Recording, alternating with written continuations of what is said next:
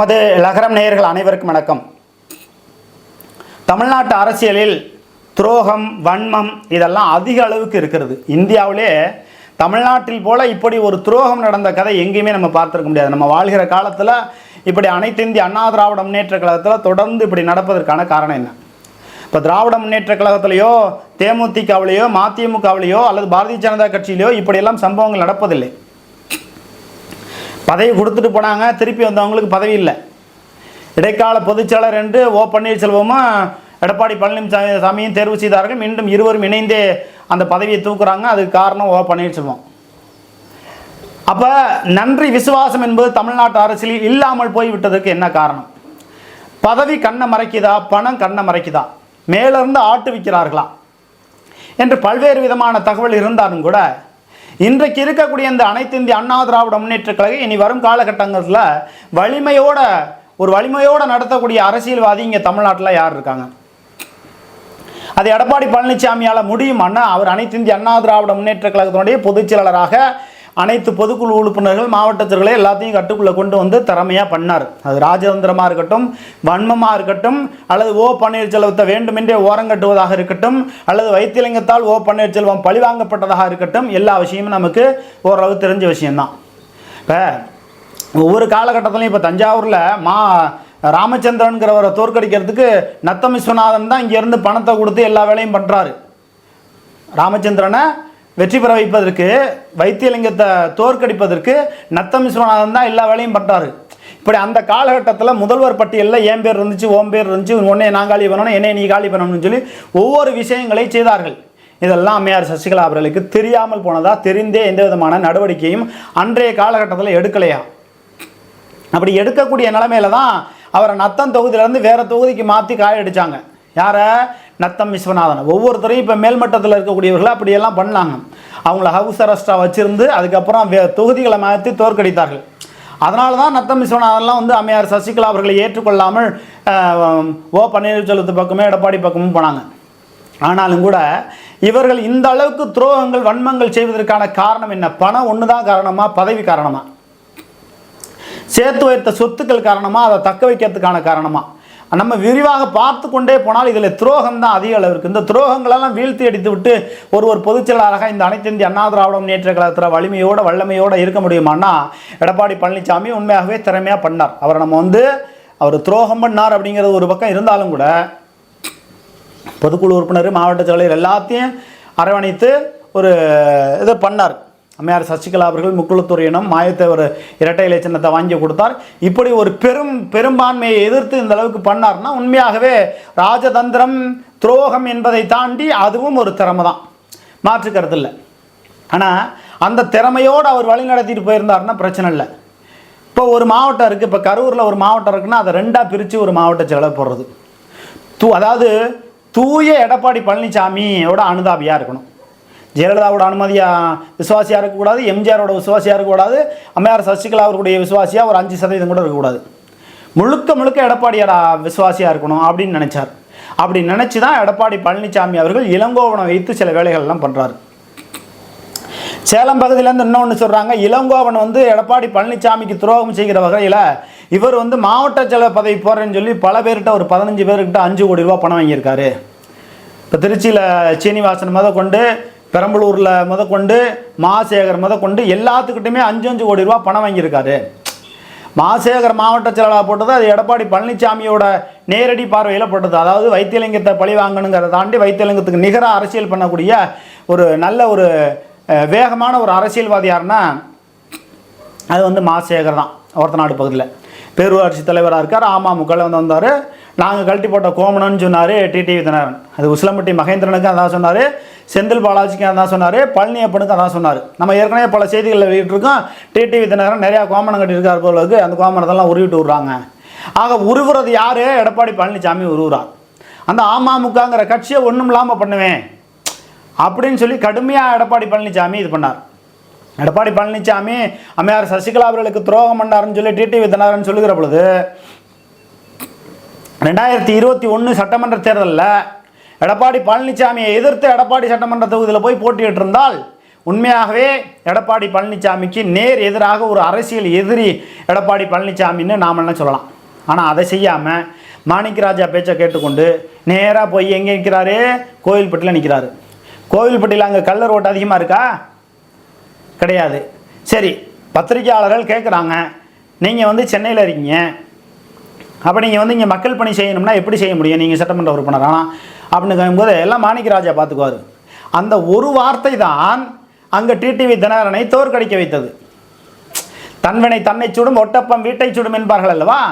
அதுபோல் அடுத்தவங்களுக்கு நீ என்ன செய்யறியோ அதுதான் உனக்கு திருப்பி கிடைக்கும். அம்மையார் சசிகலா அவர்களுக்கு எந்த அளவுக்கு டிடிவி தினகரன் துரோகம் செய்திருக்கிறார், அந்த துரோகத்தின் வெளிப்பாடு தான் கோவில்பட்டி சட்டமன்ற தொகுதியில் தோற்கடிக்கப்படுகிறார். அதற்கான காரணம் என்னன்னா விநாசகால விபரீத புத்தி.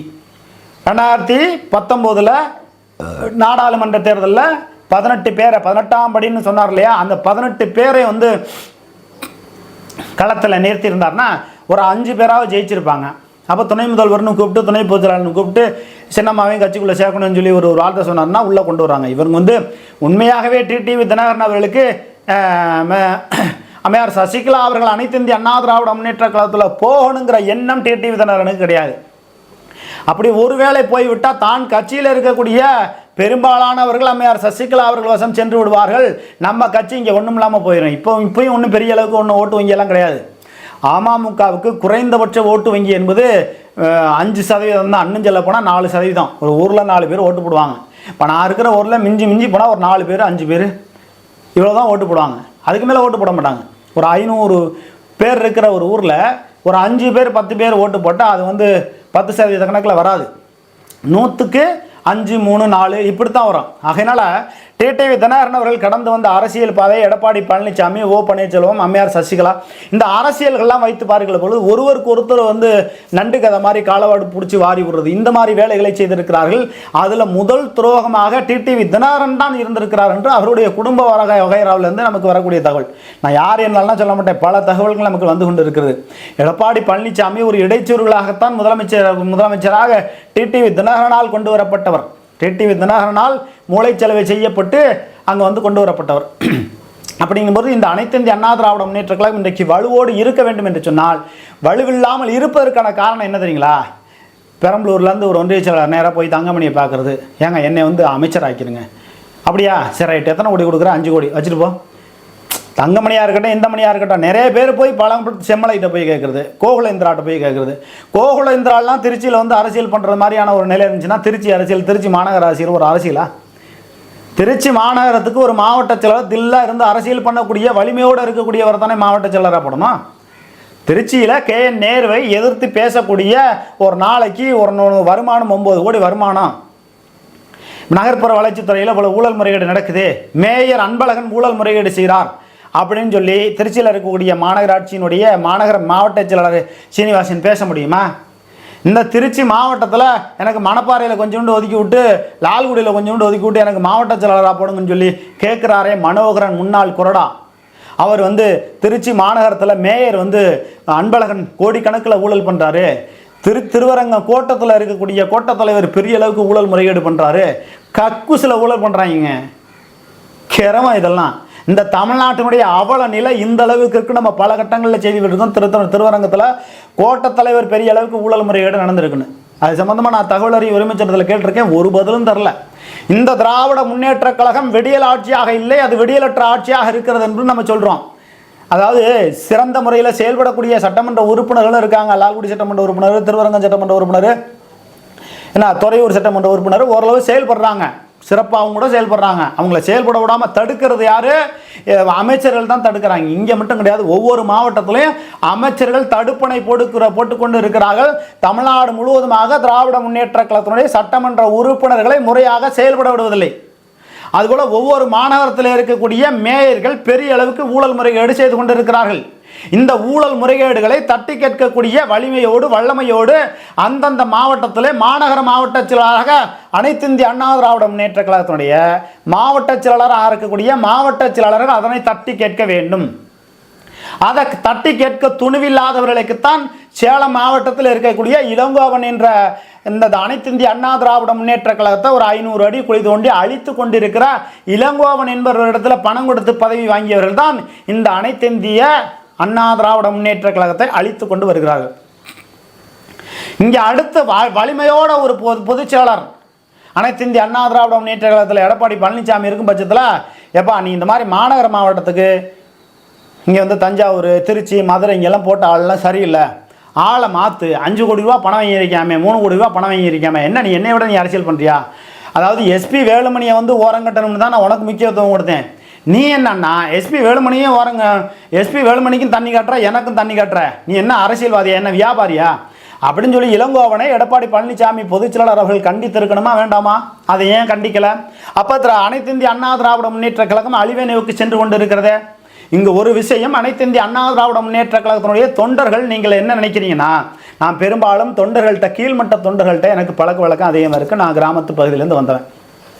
நான் பல பேர்கிட்ட கேட்கும்போதே, ஏங்க எவன் எந்த கழுதை எப்படி அடிச்சுக்கிட்டா எங்களுக்கு என்னங்க, எங்களுக்கு சின்னமும் கட்சி இருக்கிற பக்கம் இருக்கிறோம்.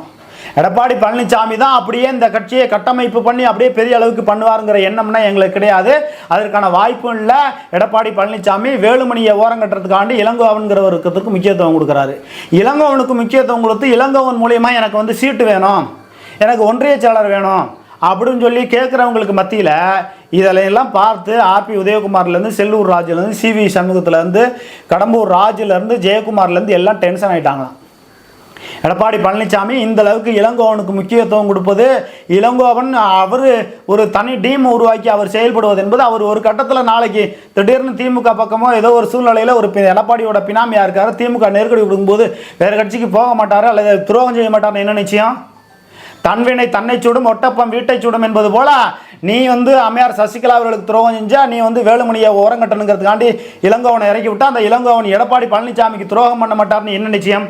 அப்படியாக சிவி சண்முகம், ஜெயக்குமார், செல்லூர் ராஜு, கடம்பூர் ராஜு இவங்க எல்லாமே கடுமையான கோபம் அடைந்திருக்கிறார்கள் எடப்பாடி பழனிசாமியுடன். ஆக இப்படியான முரண்பாடான நிலைமையில் அனைத்து இந்திய அண்ணா திராவிட முன்னேற்ற கழகம் சென்று கொண்டிருக்கிறது. இந்த அனைத்து இந்திய அண்ணா திராவிட முன்னேற்ற கழகத்தினுடைய தொண்டர்கள் மிகுந்த வேதனையில் இருந்தாலும் கூட நிச்சயம் இந்த தை பிறந்தால் வழி பிறக்கும், பொதுச் செயலாளர் வேற ஒருத்தர் மாறுவாங்க, அதுக்கான வாய்ப்புகள் இருக்குன்னு காத்துக்கிட்டு இருக்காங்க. கொடநாடு கொலை கொள்ளை வழக்கு சம்பந்தமாக எடப்பாடி பழனிசாமி ஏற்கனவே காலில் புண்ணு இருக்குன்னு நடிச்சுட்டு நீதிமன்றத்துக்கு போல, நீதிமன்றம் ஒரு குட்டு வச்சு சம்மன் அனுப்பி மாஸ்டர் நீதிமன்றத்துக்கு நீ வந்தே ஆகணும், பதில் சொல்லி ஆகணும்னு சொல்லிட்டாங்க. அப்புறம் நீதிமன்றத்துக்கு போகும்போது அவர் ஒரு குற்றவாளி பட்டியலில் ஓரளவு இருக்கார், சந்தேகத்தின் அடிப்படையில் தானே அவர்கிட்ட விசாரணை பண்ணுறாங்க. அப்போ அவரும் அதில் குற்றவாளியினுடைய சந்தேகத்தின் அடிப்படையில் இருக்கிற போது அவர் வந்து சட்டமன்ற உறுப்பினர் பதவியிலிருந்து அவரை நீக்கம் செய்யப்பட வேண்டும் என்கிற ஒரு கோரிக்கை மிகவும் வலுவாக இருக்கும். சமூக ஆர்வலர்கள், பத்திரிகையாளர்கள் கருத்து தெரிவிப்பார்கள்.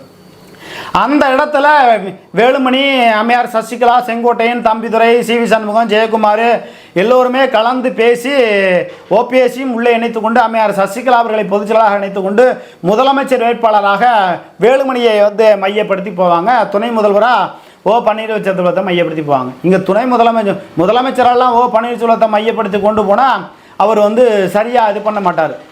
பாஜக கூட வேறு ஏதோ ரகசிய உடன்பாடுகள்லாம் அவங்க வந்து வைத்துக்கொண்டோ ஏதோ ஒரு நிலைப்பாடுகளில் இந்த வருகிற ஜனவரிக்குள்ளே நிச்சயமாக மாற்றம் வரும், அல்லது இந்த கட்சி ரொம்ப வீணான நிலைமையில் போயிடும். அதனால தான் சொல்கிறோம், இந்த அனைத்து இந்திய அண்ணா திராவிட முன்னேற்ற கழகத்திற்கு வலிமையோடு வல்லமையோடு கட்சியை கட்டமைப்புக்குள்ளே கொண்டு வரக்கூடிய நிலைமை இருக்கணும். இங்கே திருச்சிக்கு செம்மலை வர்றாரோ, கோகுலேந்திரா வர்றாங்களோ, யார் வந்தாலும் அவங்கள்ட்ட டைப் வச்சுக்கிட்டு இவங்க எல்லாமே ஒவ்வொருத்தரும் மாவட்ட செயலர் மாதிரி ஒவ்வொருத்தரும் கான்டாக்ட் நடத்துகிறவன், காசு வச்சுருக்கவன் பூரா நான் வந்து அதிகாரத்துக்கு வரணும்னு நினச்சா இந்த கட்சிக்கும் இந்த மக்களுக்கும் ஒரு வகையிலும் தியாகம் பண்ணாதவங்க சில கவுன்சிலர்கள்லாம் என்ன பண்ணுறது, அப்படியே போய் தங்கமணிகிட்டையோ செம்மலைகிட்டையோ கோகுலேந்திராள்கிட்டையோ 4-5 கோடி பணம் கொடுத்து நாங்கள் வர்றோம். அவங்களுக்கு என்ன தெரியும்? நிச்சயமாக அனைத்து இந்திய அண்ணா திராவிட முன்னேற்ற கழகத்தினுடைய பொதுச்செயலாளர் என்ற நிலைமை ஜனவரிக்குள்ளே மாறும். அப்போ இடையில கிடைக்கிற காசை நாம் அமுக்கிக்குவோம்னு கோகுலேந்திரா, செம்மலையெல்லாம் பணத்தை அமுக்கிக்கிறாங்க. சில காண்டர் ஆள்கிட்ட 2 கோடி 3 கோடின்னு பணத்தை வாங்கிக்கிறாங்க. அது யானை வாயில் போனால் கரும்பு திரும்பாது என்ன. ஆகையினால அதாவது ஆட்டு வித்தால் ஆடாதவர் விவரம் உண்டு என்பது போல், அதாவது சொல்லி கொடுத்த புத்தியும் கட்டிச்சோறும் திரும்ப வராது, வகுத்துக்குள்ளே கட்டிச்சோறும் திரும்ப வராது, புளிச்சோறு திரும்ப வராதும்பாங்க. ஆகையினால எடப்பாடி பழனிசாமி அவர்கள் இந்த மாவட்ட பொறுப்பாளராக பல பேர்த்த போட்டிருக்காருல்ல, அவர்கள் எல்லாமே ஒவ்வொரு மாவட்டத்தில் பல ஒன்றிய செயலாளர்கிட்ட 50 லட்சம் 20 லட்சம் எப்படி 50 லட்சம் 20 லட்சம் சொல்லி பணத்தை வசூல் செய்து கொண்டு அனைத்து இந்திய அண்ணா திராவிட முன்னேற்ற கழகத்திற்கு கெட்ட பெயரை ஏற்படுத்துகிறாங்க. பாஜக ஏற்கனவே சொன்னிச்சில்ல, ஓபிஎஸ் அம்மையார் சசிகலா எல்லாத்தையும் ஒன்றா அடைச்சிக்கிட்டு இந்த எம்பி எலெக்ஷனில் கூட்டணி வச்சுக்கலான்னு. அப்படி செஞ்சுருந்தா பிரச்சனை இல்லை. இப்போ வந்து கொடநாடு கொள்ளை சம்மந்தப்பட்ட வழக்கில் போகிறாரு. அவர் சம்மந்தப்பட்ட தொழிலதிபர்கள்லாம் வந்து கான்ட்ராக்ட் எடுத்தவங்களுக்கு மேலாம் ரைடு போயிட்டுருக்கு. பல சிக்கல்கள் அதாவது எடப்பாடி பழனிசாமிக்கு தலைக்கு மேலே கத்தி இருக்குது.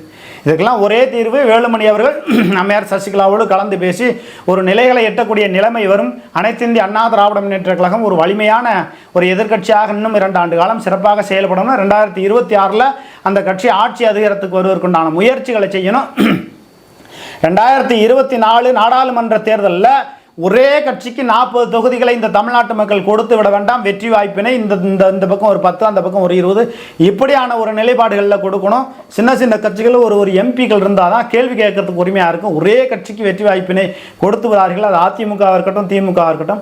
திமுகவுக்கு ஒரு 5 சீட்டு, அதிமுகவுக்கு ஒரு 20, நாம் தமிழர் கட்சிக்கு 1, ஸ்ரீதர் வாண்டியாருக்கு 1, ஜான் பாண்டியனுக்கு 1, கிருஷ்ணசாமிக்கு 1, சாதி வாரியாக ஒரு 5 பேர் இருக்கணும், கட்சி வாரியாக ஒரு 20 பேர், இங்கிட்ட ஒரு 20, அங்கிட்ட ஒரு 10, அப்படி இருந்தால் தான் அந்தந்த சாதியை சார்ந்தவர்களுக்கு, அந்தந்த சமுதாயத்தை சார்ந்தவர்களுக்கு, அந்தந்த தென்மண்டல பகுதிக்கு உரிமைகளுக்கோ வாழ்வாதாரத்துக்கோ எதுவும் மக்களுக்கு நம்ம கேட்க முடியும். திருச்சியில் அப்போ வந்து முத்திரையருக்கு ஒரு அமைச்சர் பதவி கொடுங்கன்னு ஏன் கேட்குறோம்னா, எல்லாம் கோரிக்கை வைக்கிறாங்க. அந்த முத்திரை சமுதாயத்தை உள்ளவங்க கோரிக்கை வைக்கிறாங்க. அந்த முத்திரை சமுதாயம் வளம் பெறும், வலிமை பெறும். மெய்யநாதனவர்களால் வலிமை பெறும், வளம் பெறும் என்று சொன்னால் அது அவ்வளவு சாத்தியம் இல்லை.